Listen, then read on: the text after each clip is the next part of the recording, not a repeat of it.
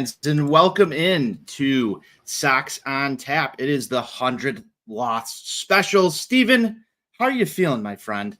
Well, Anthony, as the kids like to say on the streets, we're keeping it 100 today. That we are. And not in a good way either.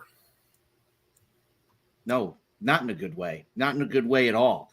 It's not September yet, but we are talking about the White Sox 100th loss of the season. That's not something that I don't think either of us are too happy to be doing. But nonetheless, here we are. We're going to have some 100th loss facts brought to you by NWI Steve in just a little bit. We'll talk some Miguel Vargas. His name has come up on the X machine a lot lately. I know Steve's got some feelings on Mr. Vargas. We'll get to some of that.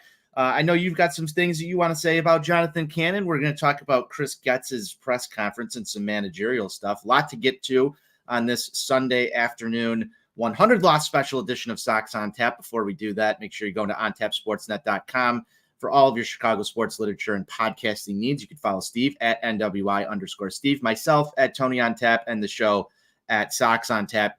Steve, we'll get right down to business here, man. Today was brutal. This entire series so far has been brutal. The entire season has been brutal, but just continuing to pile up losses like it's their job, regardless of who the manager is, regardless of who's in the lineup. This baseball team, if you've been living under a rock, is very, very bad. Steve, why don't you talk a little bit about what's been going on in this series? And since we've last been on these airwaves, I know we had a weekend off, so we're coming back and getting back in the swing of things here. So give me some initial observations from the last week and a half, 2 weeks of White Sox baseball. I mean, look, they went 1-5 this past week. They've won 2 games in the last 2 weeks here. It just sucks. It's fucking embarrassing. It's hilarious to me. Hey, yo, Sal, how we doing, buddy? Good.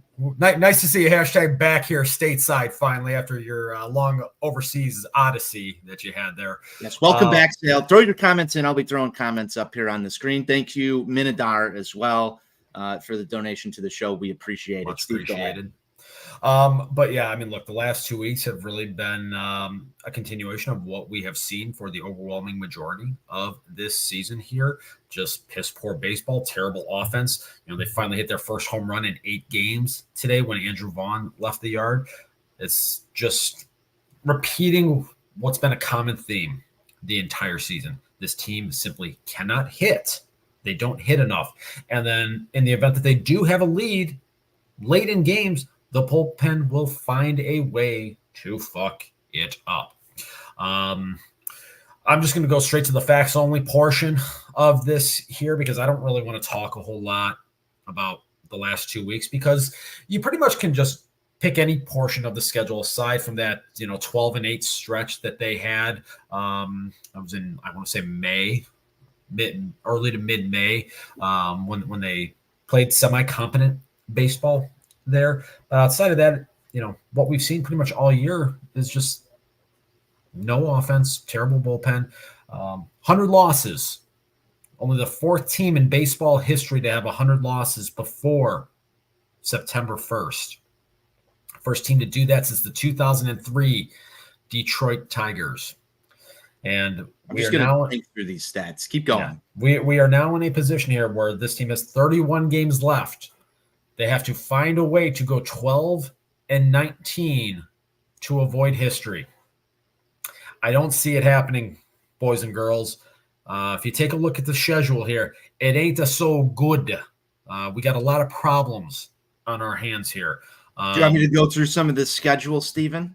I know we were going through it. If we want to go through it here for our listeners here, and you try to tell me where these 12 wins are coming from, because I'm going to try. See it. I'm going to try and pick some wins. I don't think we're going to get enough here. We've got one more with Detroit. That's tomorrow, 7-10. If you've watched anything this series, I'm going to refrain from any Detroit sucks statements because we're that down right now and it feels bad. Then you've got 3 with the Rangers. I don't know about you, Steve. Maybe they sneak 1 in there. I doubt it. The Mets come to town after the Rangers are here for 3. I don't know if we get one there, but as you mentioned, the Mets are kind of chasing your barbs out there in the East. Then you've got the Orioles. That's going to be a tough series. Can we get another 20-game losing streak going, Steve? I can feel there might be a chance. Don't put that out there, Anthony. The Red Sox are going to be an opponent after the Orioles. And you've got Cleveland. We've played Cleveland somewhat well this year. That's the one silver lining here. And Steven Stone was talking about this, and they showed a graphic, I want to say pregame here today, or maybe it was Friday. I don't remember when the fuck it was at this point here, but they were showing this team's record within the division. 1-12 against Minnesota, 1-12 against Kansas City. Now, 1-9, 1-8 or 1-9 against Detroit. 5-5 against Cleveland. Cleveland only finds themselves 2 games up on Minnesota and Kansas City. It would be truly hilarious if the White Sox getting 5 of their 35 wins in this season cost Cleveland winning a division title. That is really the only thing that we can probably shoot for at this point, is finding a way to fuck them over, because fuck Cleveland always and forever. Are you going to be attending any of these? This is the 9th, 10th, 11th of September. Believe this sets up on a weekend series right here at home. 6:40, and a 1:10 start. Unless that's a Monday, Tuesday, Wednesday. I don't. It is a Monday, Tuesday, Wednesday. Are you going to try and make it out to the ballpark and see one of these Cleveland Guardians White Sox historic battles? As of right now, I know that I will be in Milwaukee on Wednesday, the 11th, which I don't know if you know this is actually Algonquin for the good land. Okay, I did not know that. I learned that in Wayne's World too. These are new facts. Facts only guy. They're coming out on the show. That's perfect. So this is kind of the soft spot in the schedule, at least for all intents and purposes. It sounds terrible to say. You've got the Guardians for 3, and you've got the Oakland Athletics for 3. Maybe there's a way they go 3-3 in there somehow. I doubt it. It'd be really, really tough for that to happen, but we've played Cleveland well, and Oakland is Oakland. So maybe we've got a spot there. The Angels after that, those are going to be some late games. I know everybody wants to stay up until 8:40 p.m. Central Time to watch the Chicago White Sox play the Mike Troutless Angels of Anaheim, of LA, of Orange County. Of California, of the Pacific time zone. You can't forget the Pacific time zone, Anthony. Well, I'm thankful that you added it in there for me, Steven. I'm struggling. I've got 3 wins on the board. Here. Then it is the Padres. Don't see any wins coming there. You got the Angels coming back. Maybe we sneak another one. There's 4. And then you finish the season with the Detroit Tigers once again. 5 wins. Sale was right there. 5 wins tops. Our guy Sally G, right there. 5 wins tops. I mean, I think that's pretty reasonable if we're being honest with ourselves. So 36 and 126, 90 games below 500. Setting a record for futility that I don't think could possibly be matched. We've got a comment that just came in here from a guy. I haven't seen him online in a while. He's hashtag back. I thought they kicked that guy offline. Matt, welcome back to the show. We're happy to have you here. 5 wins for the rest of the year. That's only 5 more victory beers, a lot of misery beers. It's gonna be a tough ending for this season. Keep going with the 100 loss facts, because I need another reason to keep piling the misery beers into my stomach. Yeah. So before I get to these, let me just go ahead and issue a public service announcement for everyone listening. Ladies and gentlemen, boys and girls, children of all ages, fuck Jerry Reinsdorf always and forever, because this is now his legacy.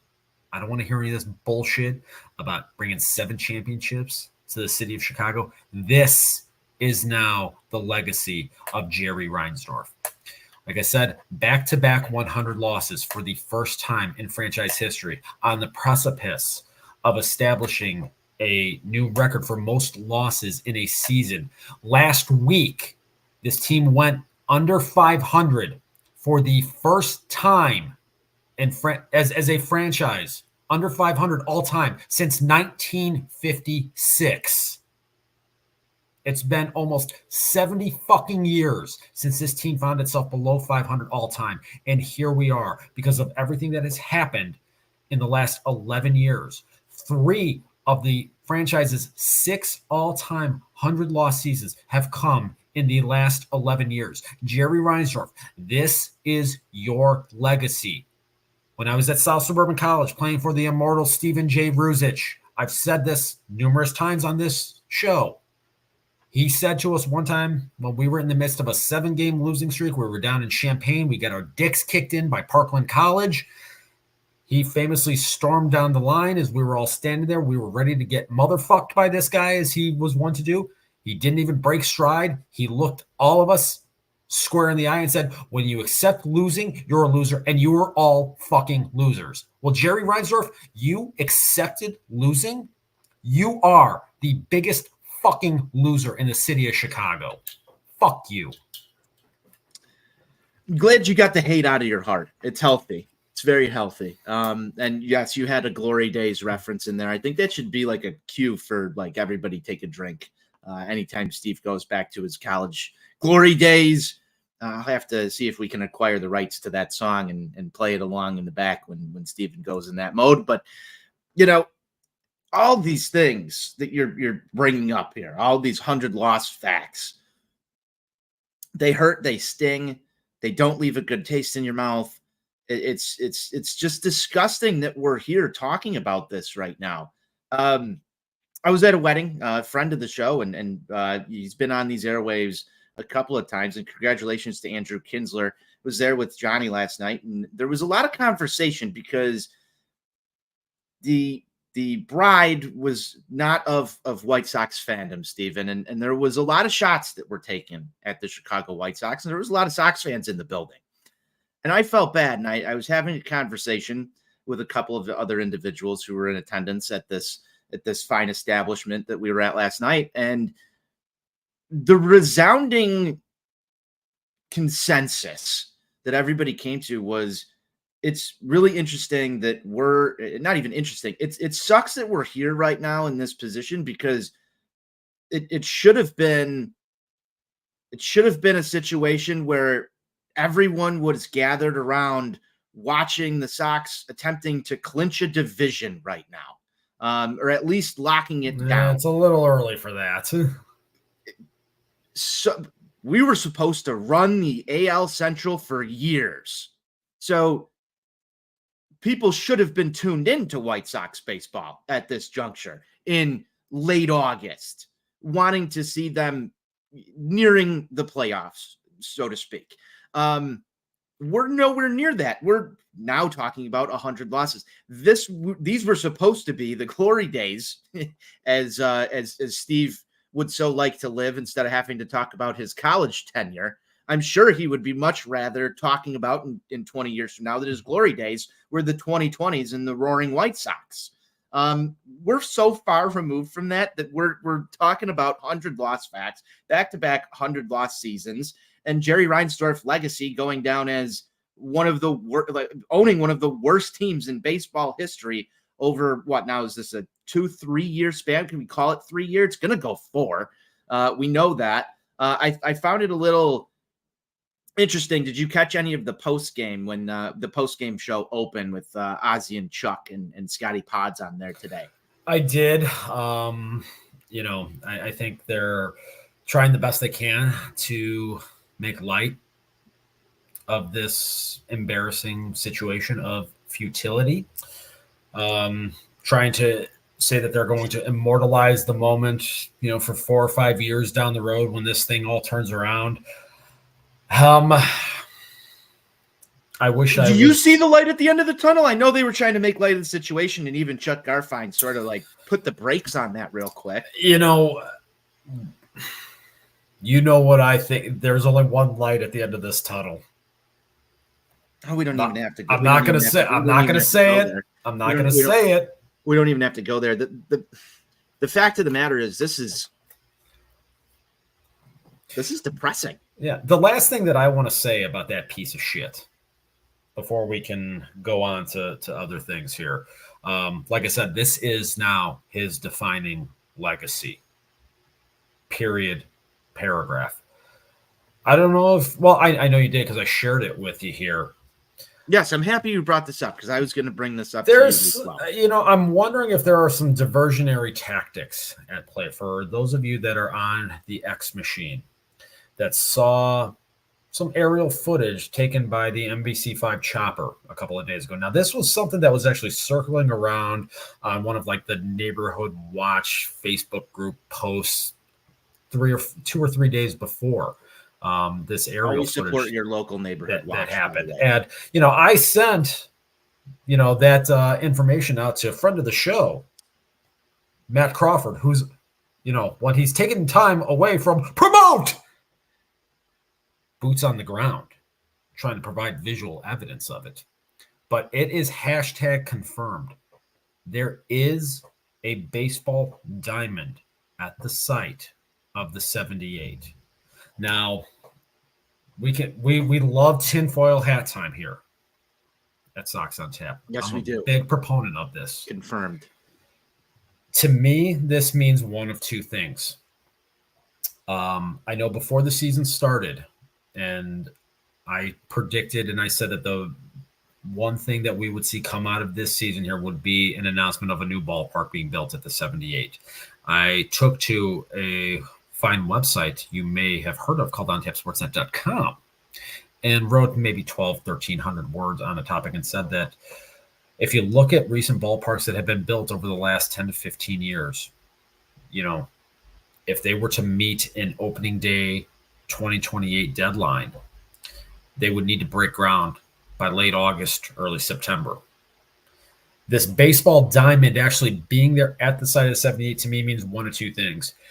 Either one, Jerry has cobbled together financing in some way, and I'm going to guess it's some sort of sleazy, nefarious way to get this done because we know what a cheap motherfucker he is. And God forbid he reach into his pocket to do this.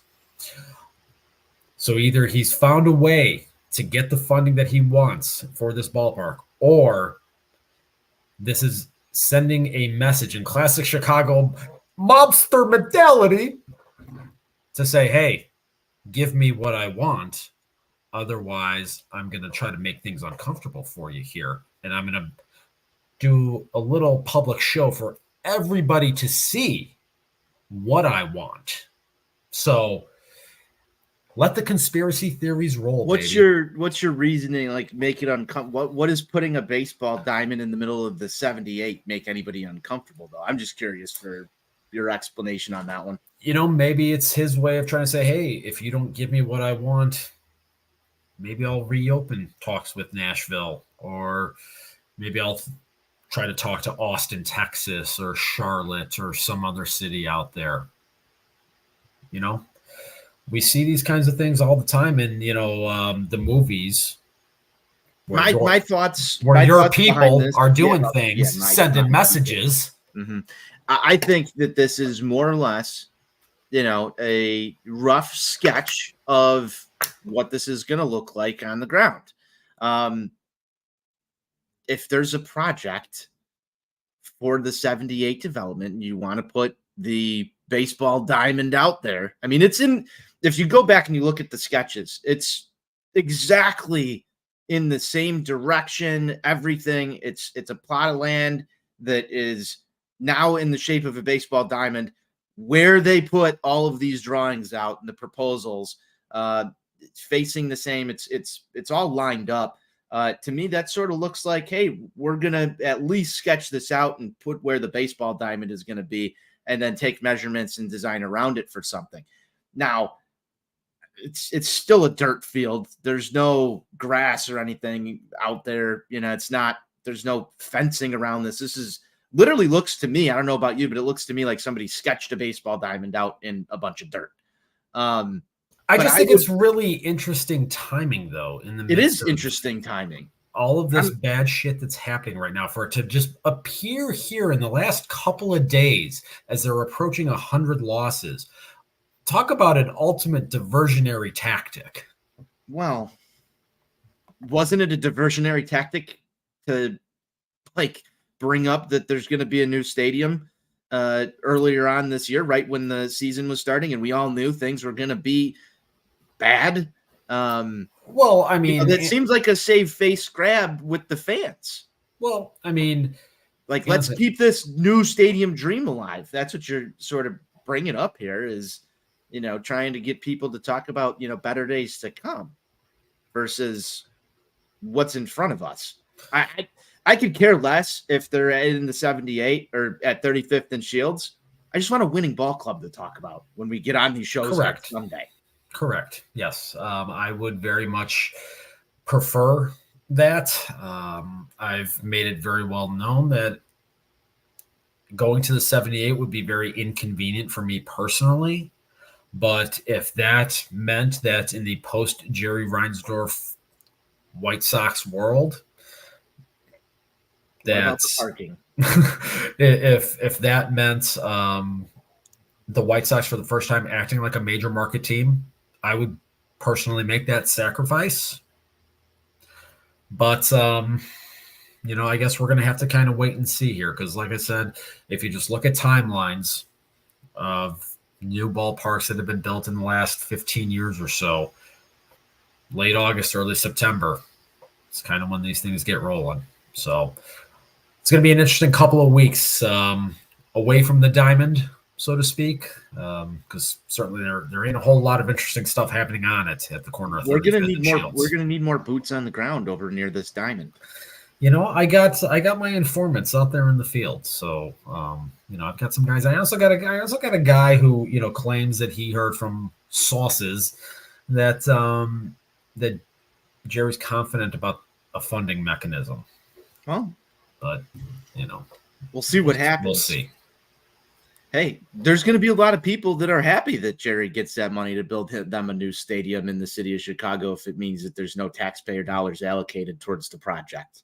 I personally, I know it doesn't bother you. No, I personally, I would encourage the taxpayer dollars of the residents of Crook, city of Chicago, state of Illinois, going towards funding my personal amusement. I'm sure you would. That's why you live in Northwest Indiana. Confirmed.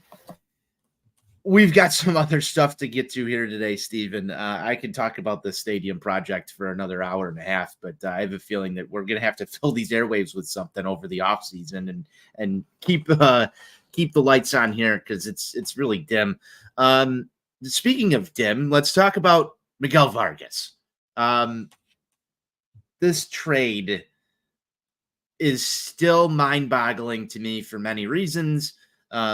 Vargas, obviously the headliner, his name has come up on my timeline a lot recently, and for the wrong reasons.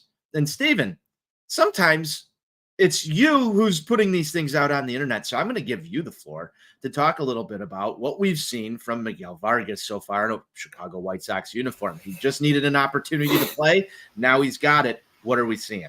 Oh, but now it's, every time they want to show a shot of him moping in the dugout after the team loses, we get all these captions from national writers and other blog sites being like, oh, see, this is what happens to a man when he goes from the Dodgers to the lowly White Sox. Never mind the fact that Miguel Vargas is hitting about 0.75 in the 18 games that he's played for the White Sox with some pretty horrific defense out there. I mean, he threw a ball into the stratosphere from third base earlier today.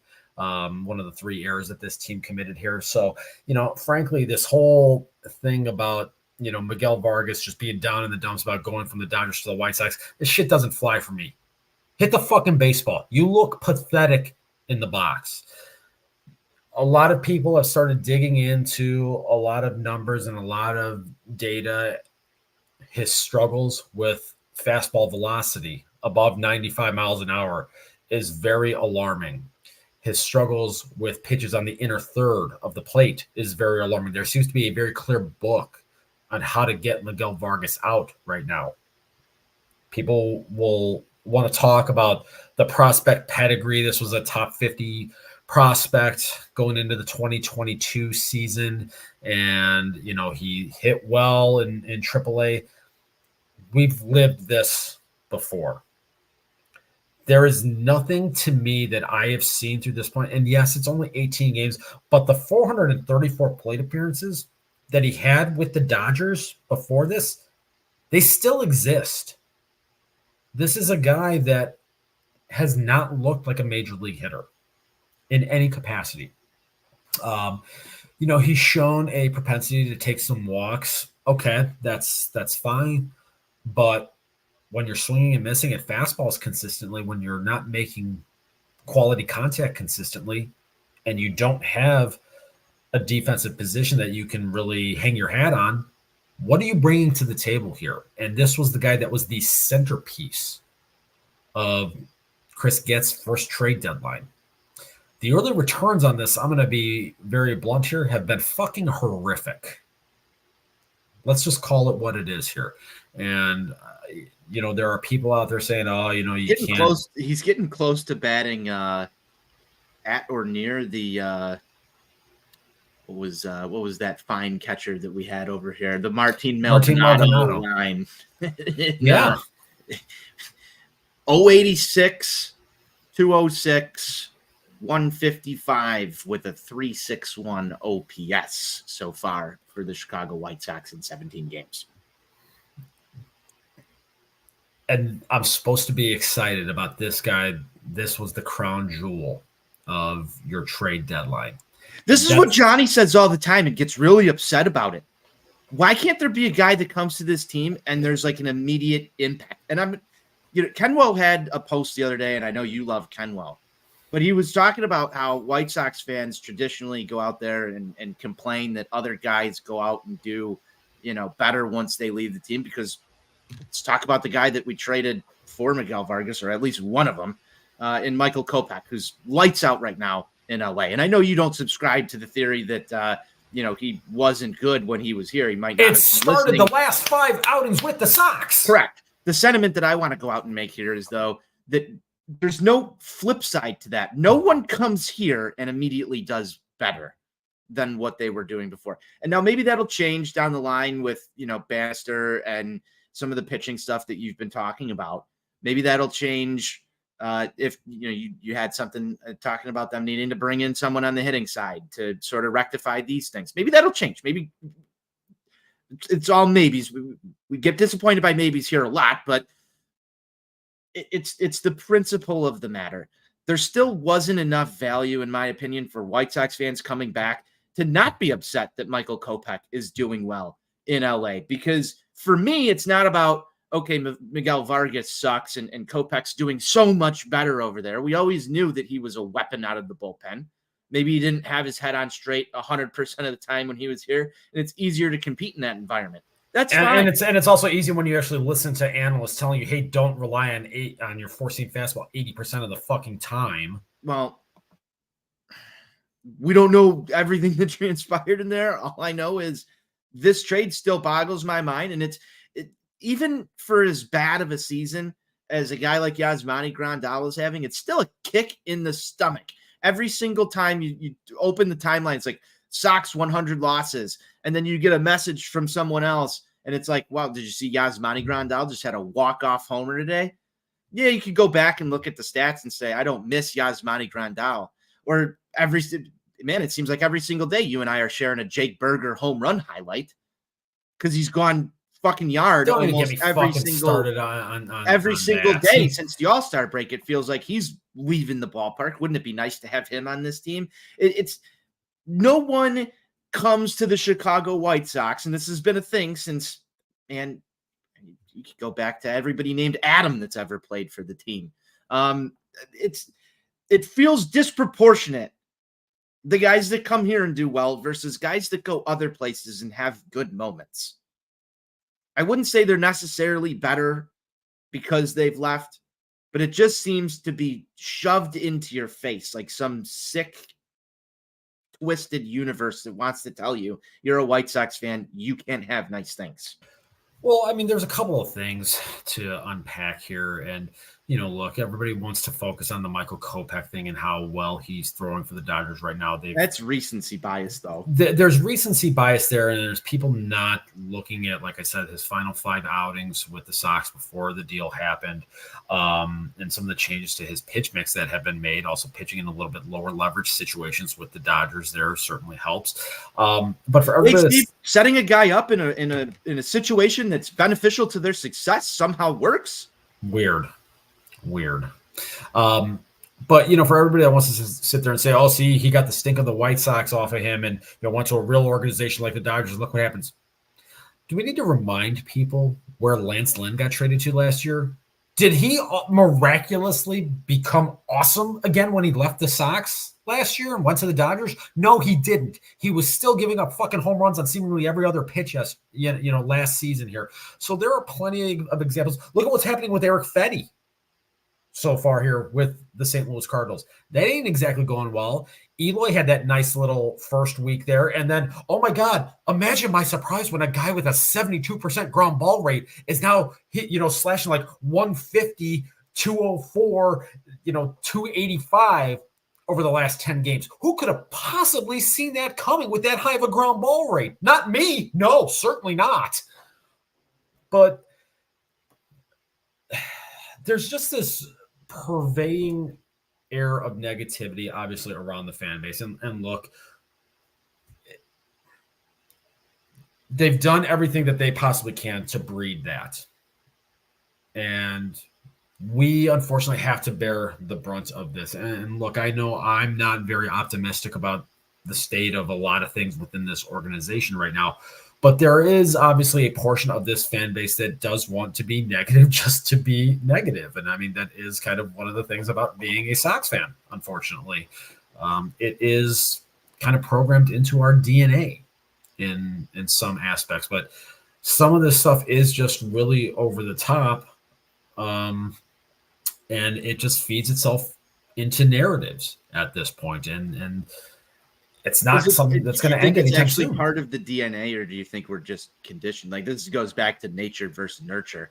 I think that's just the nature aspect of it too here. Like, this is the environment we live in, and this is what we've been nurtured. It's both. I mean, really what it is. It's both.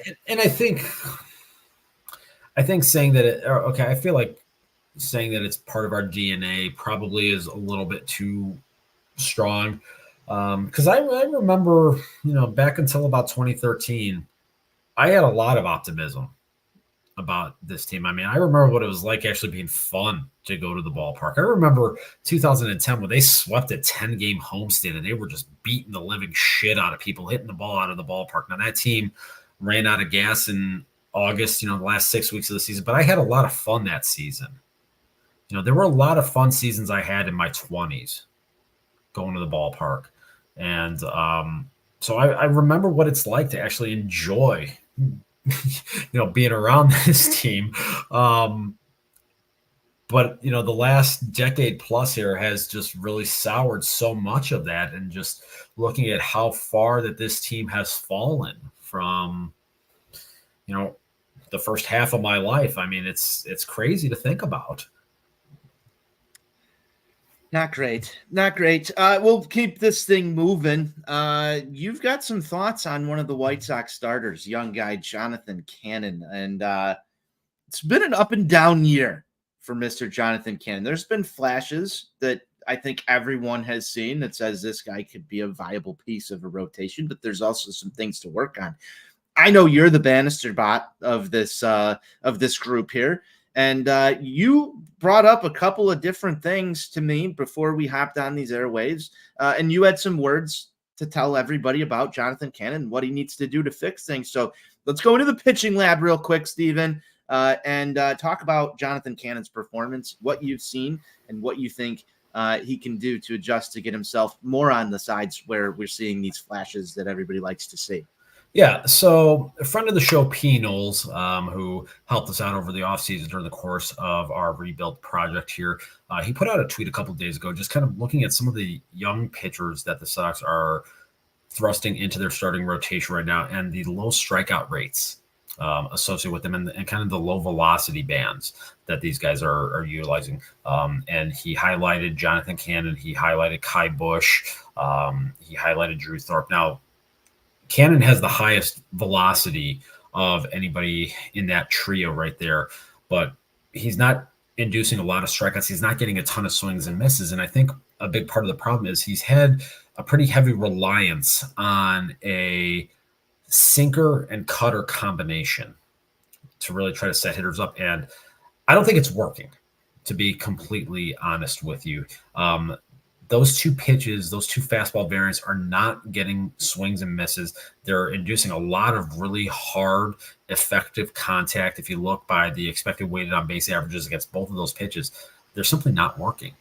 I think that what Bannister is probably going to have to do over the course of the winter here is they may have to go into the pitch lab and try to redesign and reshape some of Jonathan Cannon's offerings.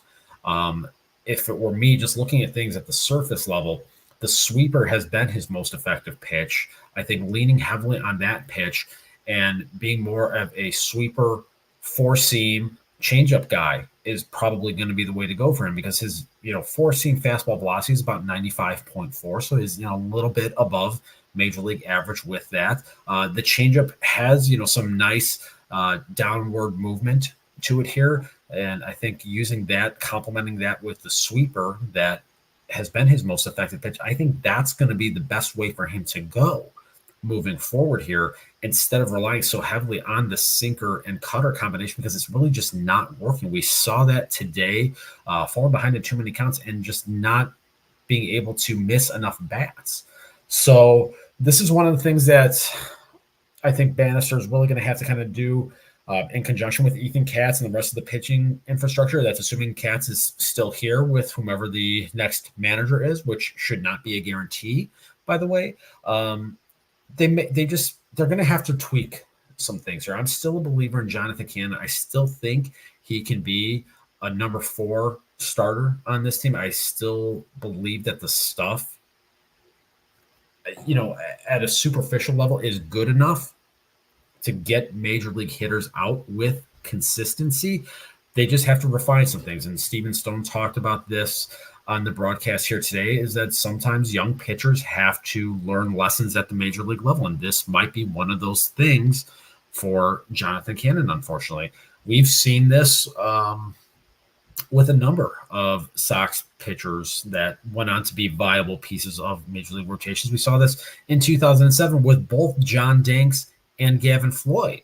Both of them struggled mightily during that 2007 season. And then that following year, both of them turned the corners and became important pieces of this team's rotation for about a 4 or 5 year stretch there. So the hope is that they figure out what Cannon needs to do, what tweaks and adjustments he needs to make, because I still think that there's a viable major league starting pitcher in there. So I'm just looking at Baseball Savant, which I frequent all the time, Steven. The sinker is his most used pitch by far out of his entire pitch mix. It looks like, I don't know if this is up to date over his last start at this point, but let's assume that it is 432 sinkers. He's given up a lot more extra base hits, just 4 homers off the sinker so far this season. Everything else, the sweeper's gotten tagged 3 times. The changeup's gotten tagged 3 times. But you look at where most of the damage comes against him. Opponent batting average on this pitch is 308. That's concerning to me, especially when you go and look at every other pitch in his pitch mix. 246 on the sweeper, 242 on the cutter, and his 4-seam fastball seems drastically underutilized to me. Opponents are hitting 273 off of it, which is sort of high, I guess you can say. However, when you look at the extra base hit percentage, that's only a 216, which is the second lowest of his arsenal. So it's getting hit, but it's not getting hit as hard. as some of these other pitches. I'm surprised it's only been thrown 134 times. You talked about velocity, and I understand the need for movement, which is probably why they're defaulting to the sinker. He feels comfortable with it, but maybe we just need to change that up a little bit. Either the cutter or the four-seamer needs to get thrown in there a couple more times in the pitch mix. That's I am not a pitching expert, but just looking at this data, that's what I see. I don't know if that tracks with what you're sort of thinking here. Yeah, I mean, from my perspective, like I said, I think utilizing the sweeper, kind of being a sweeper heavy guy, and then pairing that with the four seamer and the changeup, personally, I think that's the way that I would go. I know that the cutter, to this point, the batting average against it hasn't been terrible by any means, but if you just look at some of the batted ball data and I know, listen, you're a big exit velocity guy. You look at just how huge hard, exit velocity. You just look at the quality of contact against that pitch. It's getting squared up pretty frequently here. Now, you contrast that with, the four seamer giving up a 273 batting average against it, but you look at some of the expected data on that and the quality of contact, he's run into a little bit of bad luck with that pitch right there. So I think, like I said, going sweeper, four seam, changeup, to me, that seems like what makes the most sense for him. I'm curious to see what, the pitching hierarchy thinks about things. And, if that is something that will be tweaked and adjusted over the course of the winter heading into 2025. Yeah, it's very interesting. And you look at run values by pitch type on this, and you bring up a lot of good stuff. The hard hit percent, 54.2 off the sinker. That's danger every time you're throwing it. Man, expected opponent batting average off that pitch is 332 with an expected slug of 525. That ain't gonna get it done. No. So I think you've identified some things, and the data seems to agree with you. That was a good find there, my friend. Good find. I'm sure that at some point, if this trend continues, there will be more words from NWI Steve up on OnTapSportsNet.com about this very subject. Steven, that's all we've got in time for Jonathan Cannon. We've got to get to the Chris Getz press conference. We all know we love every time the White Sox GMs open their mouths, whether it's Rick Hahn in the past, Chris Getz today. We've got to dissect some of this stuff. He was on the microphone in front of reporters and did some talking about, White Sox managerial stuff, amongst other things. And I'm curious, what were your thoughts from this Chris Getz presser? Nothing really new of substance with it. I mean, just, again, basically saying that, they're going to do an exhaustive search. They're going to look for somebody from outside the organization that is in uniform right now. So just kind of repeating the talking points that he had, even at the time that Pedro Grifol was fired. Wait, so he stole Rick Hahn's notes and read them out to the press. Is that what? I mean, might as well have been the same fucking thing, if we're being honest with ourselves. So, not a ton of new stuff really on that front right there. And then he was kind of making his way, around the media. He was on 670 yesterday morning, kind of repeating a lot of the same stuff. I think this managerial search, I don't really know what to make of it here. We talked about this. I mean, I don't know how you're going to be able to attract anybody that's going to be a premier candidate. I mean, you're going to probably have to take a chance on a first-time guy and hope that you guess correctly this time instead of... everybody's lining up to coach a team that lost back-to-back 100-game seasons. And probably the team that's, going to set the record for most losses in a single season. I mean, that's definitely a job people are going to want. And, we're more than likely going to have a third consecutive 100-loss season next year in the year of our Lord 2025. So, I mean, listen, Terry Francona, I'm sure, is on Chris Getz's speed dial trying to get these interviews lined up here and get this job secured. At the end of the day, it's going to be – that will probably be an underwhelming hire, I think, initially. They may end up actually finding somebody that maybe could grow into the role. We're just going to have to kind of wait and see with that. But, one of the other questions that Bruce Levine had actually asked Getz yesterday on Inside the Clubhouse on 670 was about Grady Sizemore and about, whether or not he was going to be in consideration versus, just being this kind of interim guy for this team right now. We had a couple of comments in here from our guy Sal as it relates to Grady, asking, what will Grady do in 2025 that will make this team different?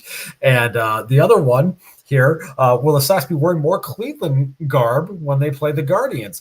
And this was something that anybody that was following me on X really set me off Friday about the fact of this team parading around wearing T-shirts of Grady Sizemore when he was playing for the Cleveland Indians. So we're going to walk around on our field at the corner of 35th and Shields with the picture of a guy in a Cleveland uniform, a division rival's uniform. I don't care if he's the fucking manager. Take the picture of him when he's on the Phillies or some other bullshit, not of your division rival. So Johnny inserted this one when I was talking to him the other day. Why not just get a picture of him in a White Sox hat doing a press conference as the manager of your team instead of with your division rival? Yeah. The thing that I just wonder about was, and I kind of half jokingly asked this question, but everybody who knows how I feel about the Cleveland baseball team knows that, well, there wasn't really much joking behind it. I just wonder, was this picture taken in 2005 during their collapse the final week of the season when the Sox swept them out of the playoffs? Or was it taken during the 2007 ALCS when Grady Sizemore was helping the Indians blow a 3-1 game lead to the Boston Ginger Sox? Two of the shining moments of Grady Sizemore's Cleveland Indian career. But sure, let's put him on a fucking T-shirt wearing our division rivals uniform. Yeah, good strategy. Awesome. Love it. A lot of people were talking that first 3 or 4 games about all the energy around this team. The vibes feel different with Grady Sizemore. What's he got? 3 wins as manager? Boy, the Grady Sizemore bump really wore off fucking quick, didn't it? Not hearing a whole lot about energy and all that when this team can't fucking hit, when they hit 1 home run over the course of 8 games. So, really, what is Grady Sizemore doing here? Now, look, obviously it's a shitty roster, the worst one ever assembled. Good job, Chris Getz. Way to go. This is on your record now. But I think at the end of the day, you gotta bring in somebody that has been with a successful organization. I know Sizemore interned with the Diamondbacks, and that team, they're playing really well right now. They won the pennant a year ago, but bring in someone from an outside successful organization. Pick their brain. Understand what it is successful organizations are doing to win baseball games and find a way to implement some of those things here. My whole problem with your premise of this is you started this out by saying it's going to be an underwhelming hire. And the guy that you're describing is like a Terry Francona. And there's going to be somewhere in the, and that's where this is ultimately going to fall short once again. And we're going to do this same cycle over and over again. So for me, if it's going to be a 100-loss season next year, put Grady Sizemore on the payroll for 1 more year, ride it out, do whatever. I don't need any more Cleveland. I don't need any more Cleveland Indians on the payroll. No, that's you're going to have a problem with the manager, whoever it is, no matter what, unless this team wins a World Series. That seems to be where you're at here. I mean, everybody's there. Don't tell me that that's wrong. Like, who's happy with the manager when the team's not successful? No one. Is anybody like, oh wow, this guy? Except for Ricky Renteria, which some Sox fans had some weird fascination with, underachieving with Ricky Renteria for a little while. Yeah, I'm going to have a problem with the manager too. The team's going to suck. Well, does it matter who is going to manage this team for the next 2 or 3 years? Like, really honestly, does it matter who is going to manage this team?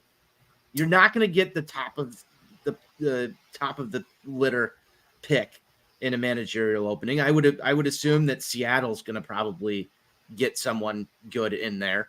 with that pitching staff, I mean, that's, that would be a very highly sought after job. I mean, there has to be a reason for someone to want to come. I want to come try and fix Miguel Vargas. Who's on this roster of consequence for next season? There's already reports Garrett Crochet is going to be gone. Luis Roberts going to be. So you got like the scrap heap of baseball. That's where you need to target somebody from a successful player development organization. Would you still take a chance on a guy like Willie Harris? I would absolutely be willing to give Willie Harris an interview in all earnest and give him a fair opportunity to get the job. He's in uniform. I wouldn't exactly call what the Cubs are doing successful. It's been better than what the White Sox have been doing. But you're talking about like a first-time guy, and we've had these conversations. I know we're getting close to the end of the show, but we've had these conversations about it's going to be an anniversary year for our Chicago White Sox next season. There needs to be some sort of reason to tune in a little bit. I don't know, but that's a member of the 2005 White Sox organization. It kind of lines up. I'm really struggling to see who else is out there. I know Skip Schumacher's name's been thrown around a couple of times. I don't think he's going to make a world of difference, nor do I think Willie Harris will, but at least if the players are walking around on the field in manager t-shirts, let's hope that they just pick a picture of Willie Harris when he was with the White Sox instead. When he scored the most important run in the history of the fucking franchise. That would be a great shirt. Wouldn't it be a better shirt than Grady Sizemore? I think you would agree. Yeah. I don't know. I just don't know where you go from here. Because everything you're saying makes sense. Like, you want somebody from outside the organization, pick their brain, improve things. But when you don't have the ability as the organization to recruit that kind of talent, you're going to have to overpay. And one thing is not going to happen. They're not going to overpay to bring someone in here to make that difference. That's why you have Chris Geis. Well, I think maybe how you look at this is, if you think about, a team like Tampa or the Dodgers or, like the Houstons of the world or my Barbs, teams like that, teams that have had good success from a player development standpoint. If you can couple a manager with somebody on the player development side, that maybe you give them a different title as a promotion, as a way to get them out of their current organization here. So maybe pairing those two together is how you go about starting to build this thing and trying to turn a corner and get things going in the right direction. And there being a level of synergy from the development side to what's happening in the dugout.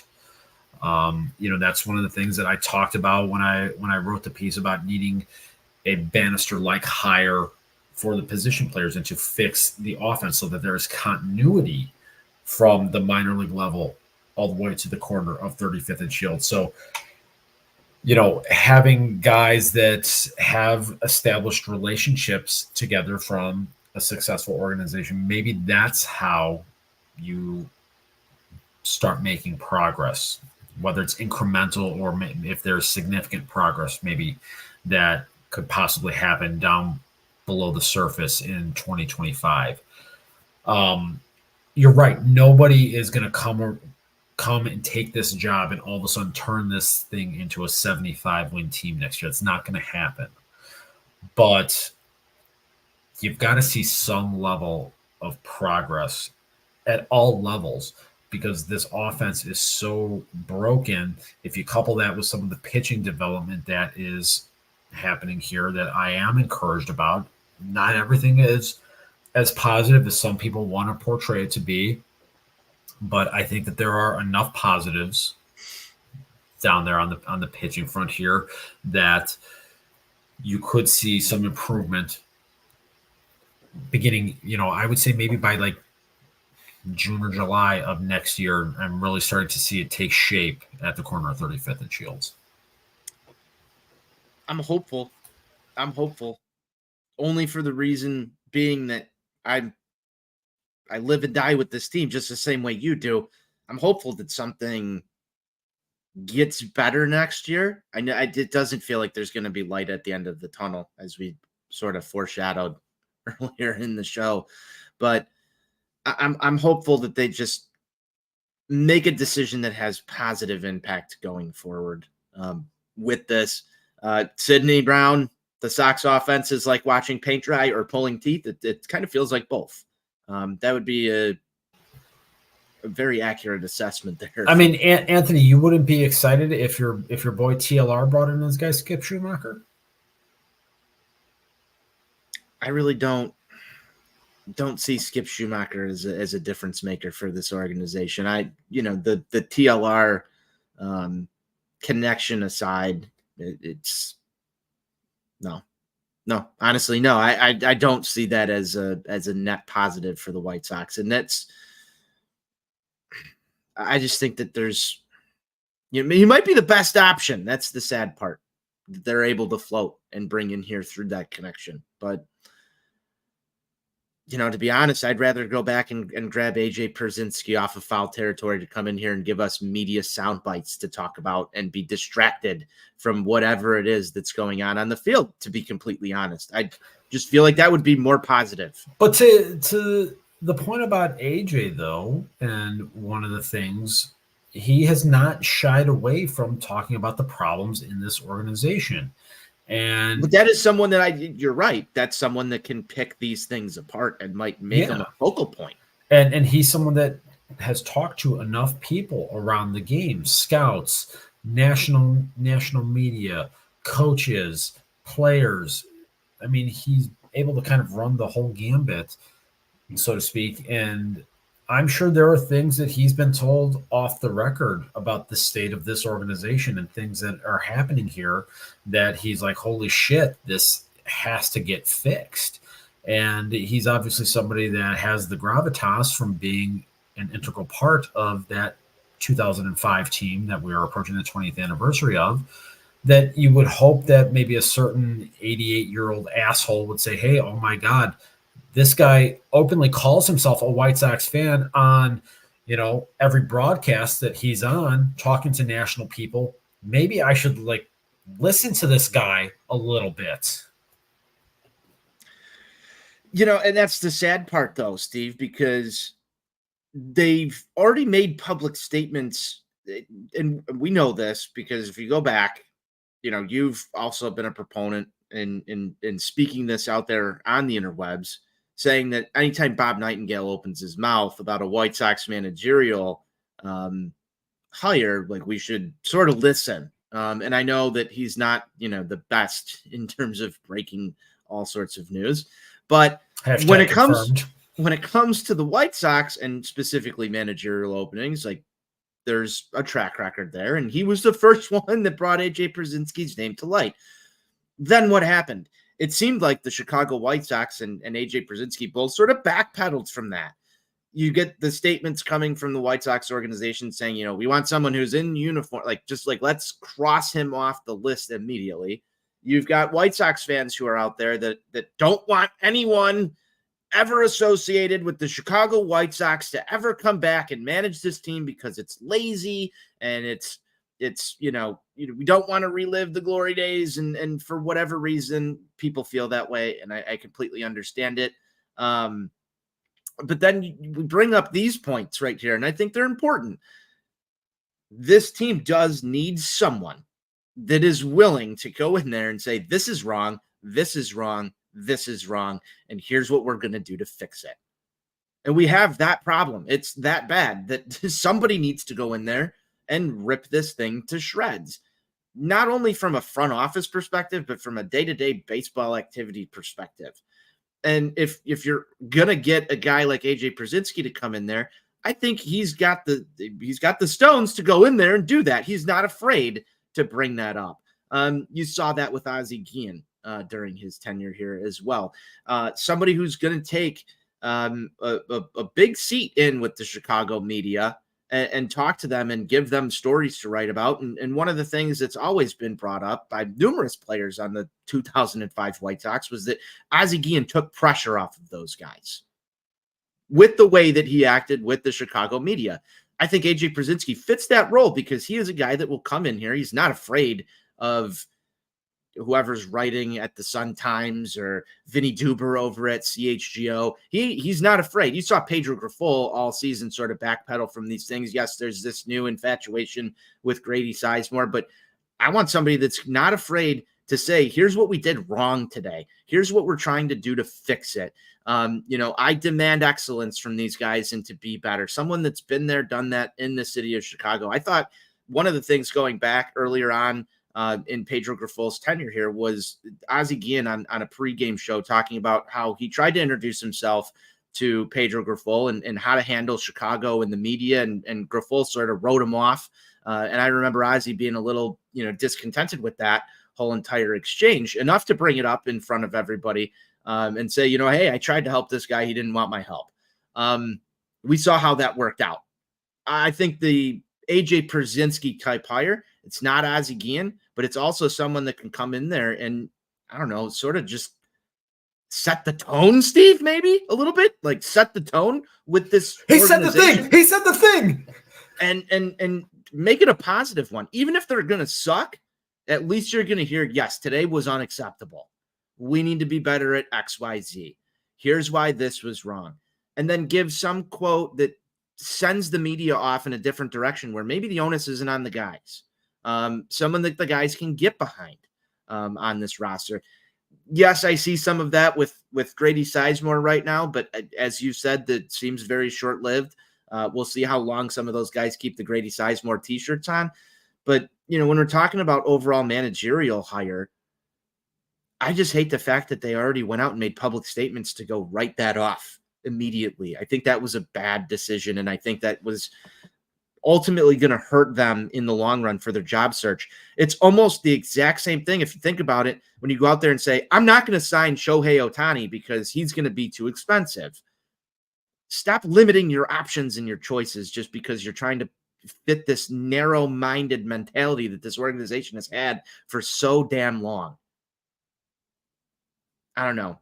That's sort of where I sit with it. I think that comment comes back to hurt them at some point. Yeah, I think, pigeonholing themselves and, for lack of a better term, eliminating someone like AJ from discussion, or even if this team had a noticeable bump playing for Grady Sizemore. Like, what if over, a 40-game stretch, like, what if they would have gone 20-20?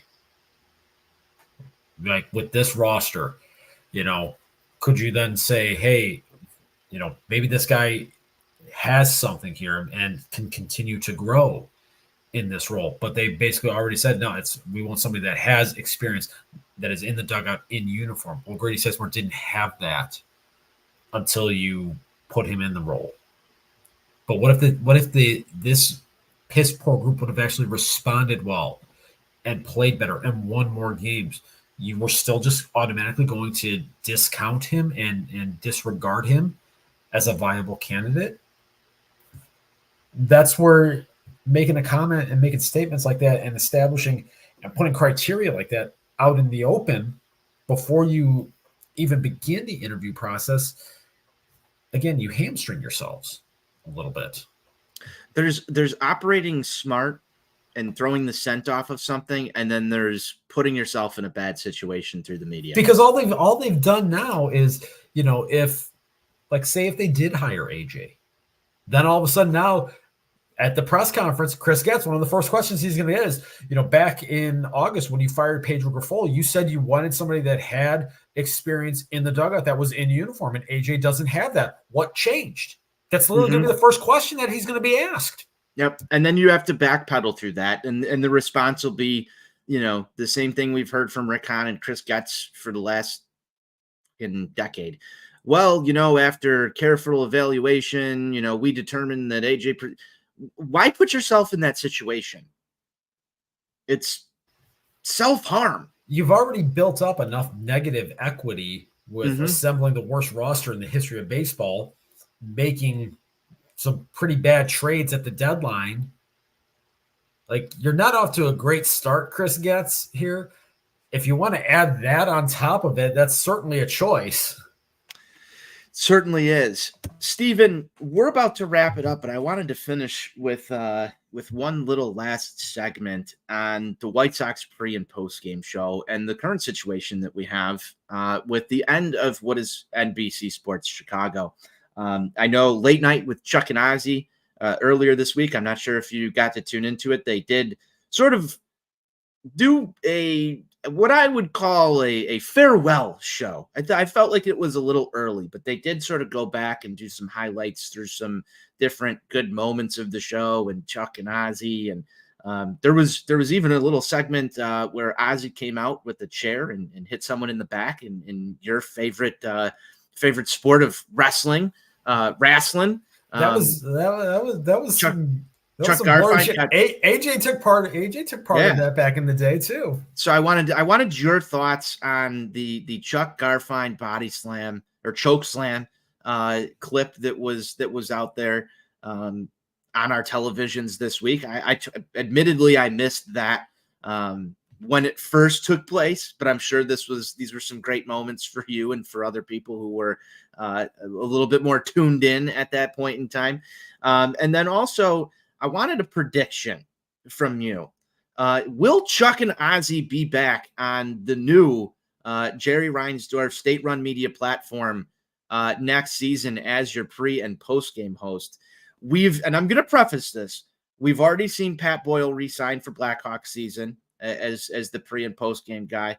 But there's a lot of names in Chicago media that haven't been officially announced as members of this new platform. Obviously, there's still contracts in place. The Sox season hasn't ended yet. And Blackhawks season is going to be upon us shortly there. So that's one of the names that is confirmed. I'm wondering what'll happen over the winter here, but will you make a prediction for me if Chuck and Ozzy will be back in studio next season with us White Sox fans as the pre- and post-game host? As Big Better Guy, and if I'm one thing, it's Big Better Guy.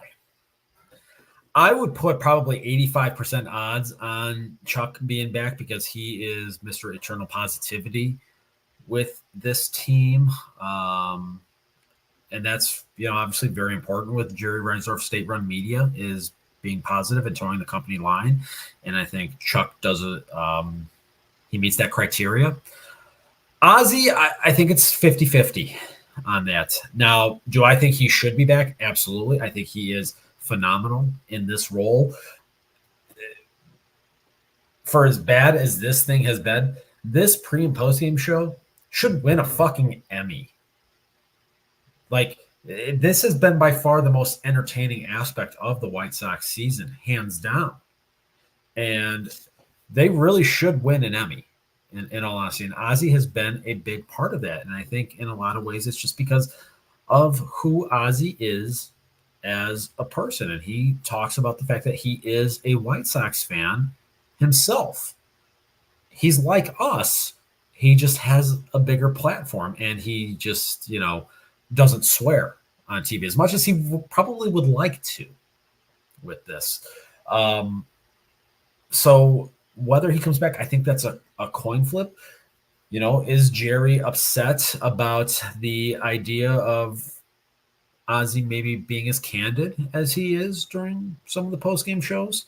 I guess we'll kind of wait and see on that. And Matt, as Matt said, Ozzy on Tap I mean, that would absolutely be Oscar worthy right there. I mean, that would be just some all time stuff. So, Ozzy, if you're listening, and some birdies have told me that you do listen from time to time. Yes, I've heard that as well. We'd love to have you on. We would love to have Ozzy and you can be completely unfiltered. So, have your people talk to ours. Yes, we would love to have Ozzy Guillen on this show, and he can swear here. It's our media company. We can do what we want with it. Would love to have Ozzy Guillen on these airwaves. It would be a fantastic show. I'm sure we would get to the bottom of a lot of different things. Steven, I'm with you on the 50-50, though, as to whether or not he's back. I'm surprised, but again, I can look and see that they've still got to finish out some business for the rest of this season. There's going to be an interesting negotiation period, I think, with a lot of different Chicago sports media people about joining this new venture that Jerry Reinsdorf is partially funding, as far as I'm aware. You just wonder, will Ozzy Guillen get the call for next season? And I hope he does. I really hope he does, because, Steven, I'm with you. Those post-game shows are best in the business, and most baseball fans know that, not just in Chicago, but I think league-wide they've gotten their accolades, and I agree with you wholeheartedly that that's the best post-game show there is out there, and I hope that continues next season, because could you imagine for 1 second that you've got no Chuck Garfien, no Ozzy Guillen next season? People were up in arms about Jason Benetti leaving. Shit, man. Axe will fucking burn. Just think how many White Sox fans don't have Ozzy Guillen and Chuck Garfien on the postgame, so they better figure that one out real quick. Can you imagine how many Sox fans will swear off their allegiance if Ozzy isn't brought back? I mean, we had the groundswell of people. It would be a disaster. Vowed to never cheer for this team again once Jason Benetti left. Oh my God, it would actually be exponentially worse with somebody that has, real on-field accomplishments wearing that uniform. I mean, oh my God, the backlash. Well, you got to think, like, there's other guys in that post-game, pre-game show bullpen. I guess Frank Thomas, Scott Podsednik, Gordon Beckham, guys that are, filling in on the broadcast with Gordon too. Going to be interesting, because it did come out that Steve Stone's sticking on. And Brooks Boyer did leak that John Schriffen should be back next year. I know everybody's super happy about that one. Be interesting to see what they do with the pre and post. But I felt sort of somber when they were going around the room the other night after the game in San Francisco, and you're sort of showing all of the different, producers and people that make the show happen. It felt like a huge goodbye for everyone, which I'm sure for the people at NBC Sports, this is a very difficult time. But I hope all of them land on their feet with the new venture. It seems very easy to pull all that over, unless you're going for a totally different vibe with this new network, which we'll see what happens. But I hope that we get a similar experience in terms of our on-air personalities. I'm sure there's going to be some new faces involved in that venture, but just sitting here thinking right now, people will tune into this pre and post game show. They might not even watch the game, but they're going to stick around to hear what those guys have to say. I think that's a very important decision that Brooks Boyer is going to need to get in Jerry Reinsdorf's ear on, if he isn't already, on what this game day experience is going to look like next season. And the only reason I'm talking about it is because they did that show in the way they did this past week. It was sort of alarming, made me start to think about, well, what would this look like if you didn't have those guys doing the show? I don't know about you. Yeah, I had not really considered that, to be completely honest with you. I did not see any of the post games for the San Francisco series. I didn't really feel a need to stay up later than I had to, given the way that the team was performing. So I appreciate you bringing that to my attention here, but this is definitely going to be something to keep our eye on here over the next couple of months.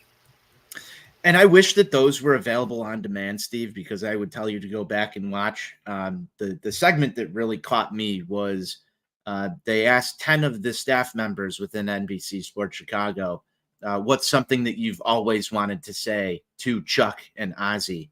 And that's sort of like this is an end of the road, ominous type feeling. And I'll just say this: appreciate the rest of the post-game shows along the way, because you don't know what you're going to get next season. So if there's one thing to tune in for, if you're a White Sox fan, maybe give a couple of extra, minutes to the post-game show or a pre-game show here along the way over the final month of this season. Yeah, I think that's a good way to wrap a bow on this one. Absolutely, Steve.